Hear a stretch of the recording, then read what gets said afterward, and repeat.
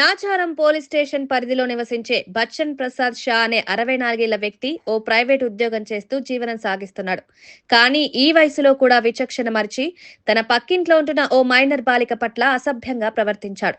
అంతేకాదు ఆ బాలికపై అత్యాచారానికి కూడా ప్రయత్నించాడు. ఈ విషయం బాలిక కుటుంబ సభ్యులకు తెలియడంతో వాళ్ళు వెంటనే నాచారం పోలీస్ స్టేషన్లో ఫిర్యాదు చేశారు. ఈ ఘటన గ్రామంలో సంచలనం రేపింది. ఫిర్యాదు అందగానే నాచారం పోలీసులు స్విఫ్ట్ యాక్షన్ తీసుకున్నారు. బచ్చన్ ప్రసాద్ షా అరెస్టు చేసి అదుపులోకి తీసుకున్నారు. ఈ కేసు పోక్సో చట్టం కింద నమోదు చేయబడింది. ఎందుకంటే ఇది మైనర్ బాలికపై జరిగిన నేరం.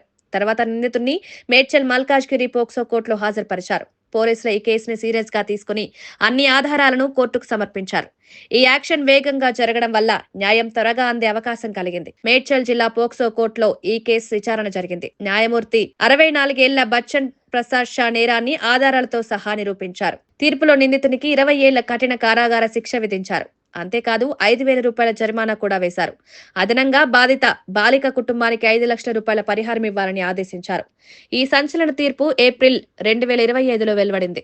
ఇది సమాజంలో న్యాయం ఇంకా బతికే ఉందని చూపించింది. ఈ తీర్పు స్థానికంగా చాలా చర్చనీయాంశమైంది. 64 ఏళ్ల వ్యక్తి ఇలాంటి నేరానికి పాల్పడడం, ఆపై కఠిన శిక్ష పడడం ఇదందరినీ ఆలోచింపజేస్తోంది. పోక్సో కోర్టు ఈ కేసుని సీరియస్ గా తీసుకుని బాధితులకు న్యాయం చేసింది. ఈ శిక్ష ఇలాంటి నేరాలకు పాల్పడే వాళ్లకు ఓ హెచ్చరికలా ఉంటుందంటున్నారు. మీరు ఈ తీర్పు గురించి ఏమనుకుంటున్నారు? కామెంట్స్ లో చెప్పండి. So friends, Nacharam police station కేసులో 64 ఏళ్ల బచ్చన్ ప్రసాద్ షాకి 20 ఏళ్ల జైలు, 5 లక్షల రూపాయల పరిహారం విధించిన మేడ్చల్ పోక్సో కోర్టు తీర్పు గురించి ఇప్పుడు మీకు అన్ని తెలిసిపోయాయి కదా. ఈ కేసు గురించి మీ అభిప్రాయం ఏంటి? న్యాయం సరిగ్గా జరిగిందా? కామెంట్స్ లో షేర్ చేయండి.